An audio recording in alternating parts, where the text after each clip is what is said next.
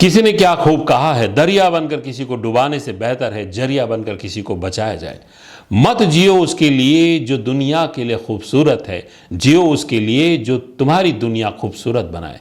इसी तरह छत्तीसगढ़ वासियों की दुनिया को खूबसूरत बनाने वाले चाउर वाले बाबा के नाम से जाने जाने वाले नेता डॉक्टर रमन सिंह के विषय में उनके पार्टी के कद्दावर नेता प्रहलाद रजक क्या कह रहे हैं, किस तरह से उन्होंने रमन सिंह जी के जीवन शैली पर अपने विचार रखे।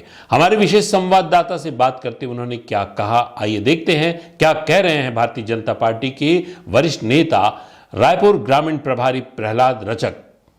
माननीय डॉक्टर रमन सिंह जी बेमेतरा में विद्यार्थी के रूप में दीक्षा ग्रहण किया है। उन्होंने बालकाले में कबड्डी, वॉलीबॉल, टेनिस के वो खिलाड़ी रहे हैं और बेमेतरा के जितने भी उस समय के युवा मित्रों के साथ उनकी मित्रता थी, उन सब में खुश मिजाज व्यक्तित्व के धनी थे वे। जब वो ठहाके लगाते थे तो उनके ठहाके पुराने बस स्टैंड चौक से उस फुटबॉल और कबड्डी और क्रिकेट के मैदान तक पहुंच जाया करता था। उस समय में बेमेतरा का कॉलेज अपने आप में एक उदाहरण था और बेमेतरा में राष्ट्रीय स्तर का, अंतर्राष्ट्रीय स्तर का कार्यक्रम हुआ करते रहे। उस समय में जब अपनी विद्यार्थी जीवन में डॉक्टर साहब यहां पर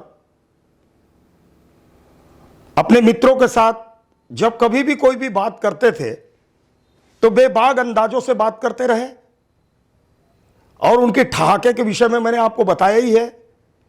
फिर उन्होंने डॉक्टरी पास करने के बाद जब कबीरधाम कवर्धा में पहुंचे तो उस समय छेदी सोनी जी जो संघ के हमारे प्रमुख थे, ऐसे व्यक्ति के संपर्क में आने के बाद माननीय दादाजी यानी उनके पिताजी संघ विचारधारा से जुड़े हुए ही थे, लेकिन डॉक्टर साहब ने उनके संपर्क में आने के बाद सेवा ही संगठन है की दृष्टि को ध्यान में रखकर निःशुल्क शिकारी डेरा और गरीबों के बस्ती में जाकर उनको दवाई दुकानों से बची हुई दवाइयों को कलेक्शन कर उन मरीजों तक पहुंचाते रहे। सेवा करने के कारण उनका प्रभाव निरंतर बढ़ता रहा और ऐसे समय में उन्हें पार्षद की चुनाव लड़ने का अवसर मिला और उस अवसर पर उन्होंने चुनाव जीता, पार्षद बना। फिर जनता ने हाथों हाथ उन्हें उठा लिया क्योंकि सेवा को ही उन्होंने परम धर्म अपना माना था। इसलिए सेवाभावी डॉक्टर रमन सिंह जी को जनता ने विधायक बनाया और विधायक बनने के बाद उन्होंने चुनाव हारने के बाद भी मायूस नहीं हुआ, निरंतर संगठन के लिए लगे रहे, संघर्ष करते रहे और उन संघर्ष का प्रतिफल उनके सामने ऐसा आया कि उनको लोकसभा लड़ना पड़ा। लोकसभा लड़े, लोगों को लगा कि डॉक्टर रमन सिंह जी जैसे व्यक्ति को हमने चुनाव हरा दिया।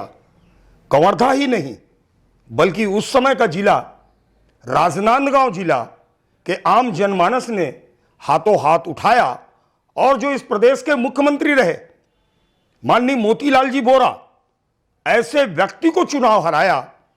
इसलिए भारतीय जनता पार्टी ने उनके त्याग की भाव को ध्यान में रखकर उसे केंद्रीय मंत्री का अवसर दिया और बाखूबी रूप से उन्होंने निभाया भी। जब संगठन को उनकी आवश्यकता पड़ी, संगठन ने उनसे पूछा कि डॉक्टर साहब, हम आपको केंद्रीय मंत्री के पद से हटा रहे हैं और भारतीय जनता पार्टी के प्रदेश अध्यक्ष बनाने को तैयार हैं, आपका क्या कहना?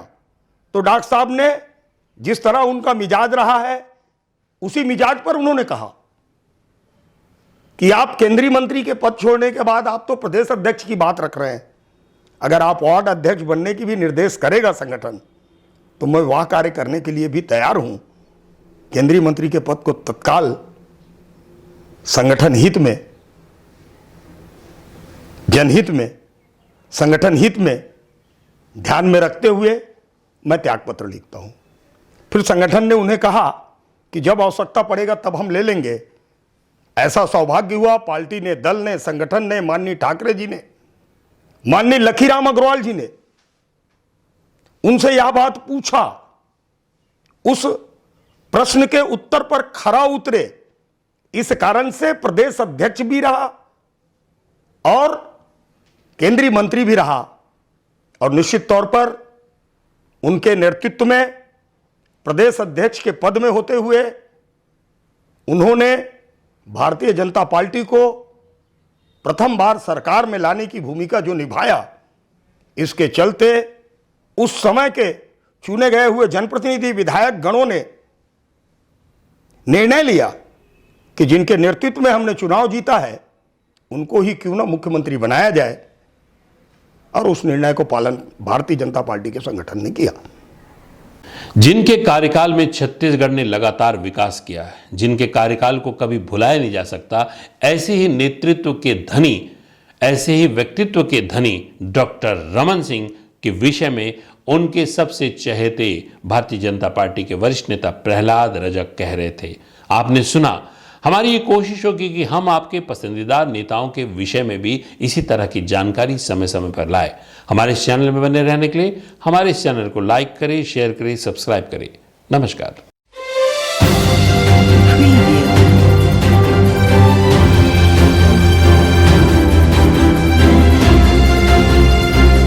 नेताजी.live के प्रायोजक है Satyadeep diagnostic and clinic, Supela, Bhilai.